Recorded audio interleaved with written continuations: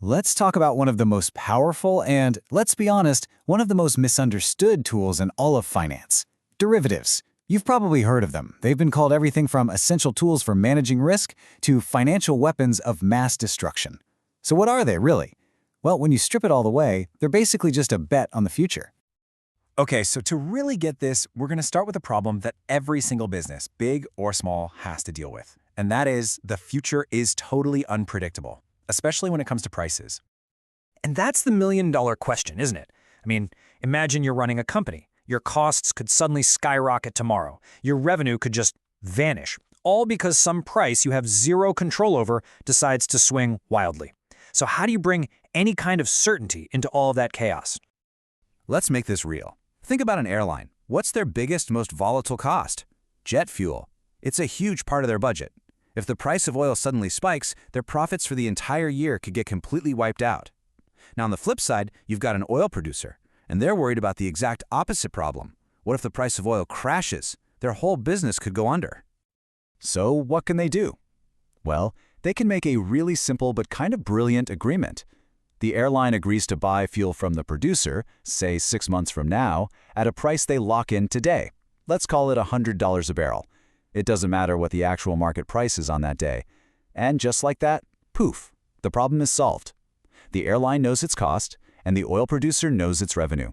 They've literally created certainty out of thin air. And that simple agreement they just made? Well, you're looking at the very essence of a derivative. So now let's put a formal name on it and break down exactly what this elegant solution really is. Okay, so a derivative is just a financial contract, but here's the key. Its value is derived from something else. That something else is what we call the underlying asset. In our little story, the underlying asset was oil, but you know what? It could be anything. It could be a company stock, it could be the exchange rate between the dollar and the euro, it could even be the interest rate on a loan. So every derivative has a few key ingredients. First, you've got the underlying asset we just talked about. Second, there's something called the notional principal. Just think of this as the total size of the deal on paper. For our airline, it would be the price per barrel times all the barrels they agreed to buy. It's the big number used for all the math, even though that full amount of cash probably never changes hands.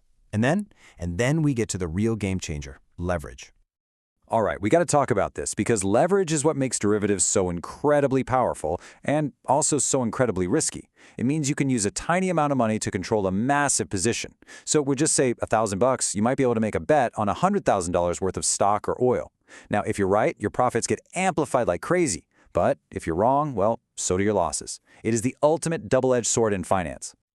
So that simple little agreement between the airline and the oil producer, well, over the years, it's evolved into this whole sophisticated financial toolbox with 4 main types of instruments, each designed for a different job. The first two are basically cousins. A forward contract is exactly like our airline deal. It's a private, totally customized agreement between two parties. A futures contract, on the other hand, is the same basic idea, but it's standardized. It's like an off-the-rack product that's traded on a public exchange, just like the stock market. That makes it super easy for anyone to buy and sell.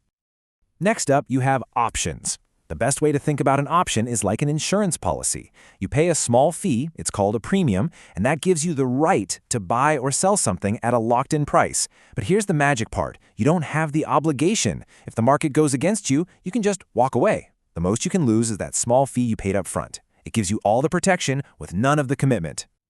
And this table really lays out the whole toolbox for you. We've got forwards for those custom private deals. We have futures for standardized trading on an exchange, and options for flexible protection. The last one here is swaps. These are basically agreements to trade or swap payment streams. So imagine one company has a loan with a fixed interest rate and another has a loan with a floating rate that changes. They can agree to swap their interest payments, each one betting that the deal they're getting is better for them.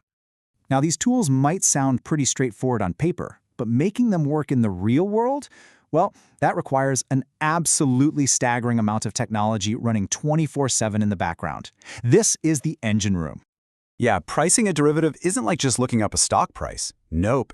It requires incredibly complex mathematical models that run thousands of simulations every single second. This needs massive parallel computing power, what the industry calls grid computing. And these systems are guzzling a constant fire hose of live market data so they can calculate the profit or loss on every single contract, every single day, in a process they call mark-to-market. And that brings us to the other critical job of all this tech: managing risk. The IT systems are automatically calculating how much collateral or margin each side needs to put up as a kind of safety deposit. They're also constantly tracking dozens of risk variables, with cool names like the Greeks, that measure exactly how sensitive a derivative's price is to tiny little changes in the market.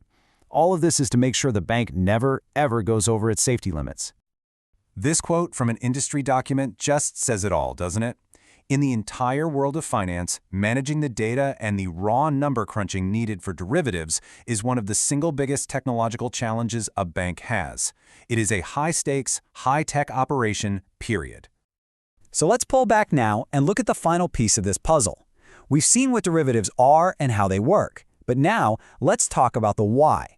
Why do they exist, and what are the dangers they bring to the table? You know, the most crucial thing to understand is that derivatives serve two main purposes, and they're really just two sides of the very same coin. On one side, you have hedging. That's what our airline did. They used a derivative as a shield to protect themselves from risk and stabilize their business. But on the other side, you have speculation. That's using the exact same instrument as a sword to make a big bet on which way the market is going to move, hoping for those huge amplified gains, but also accepting the risk of those huge amplified losses. Of course, after the massive financial crisis back in 2008, where derivatives played a starring role, regulators had to step in and change the rules of the game.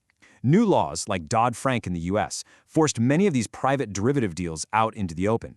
They mandated that they had to be processed through central clearinghouses to reduce risk, and that all trades had to be reported to big databases. This created way more transparency, but it also placed a huge new IT and compliance burden right on the banks. And so, that brings us right back to the final big question that always hangs over this market. Are derivatives a vital tool that helps businesses manage risk and create stability in a crazy volatile world, or are they just poker chips in a high-stakes global casino, creating massive risks that could bring the whole system down? Well, the truth, as it so often is that they're both.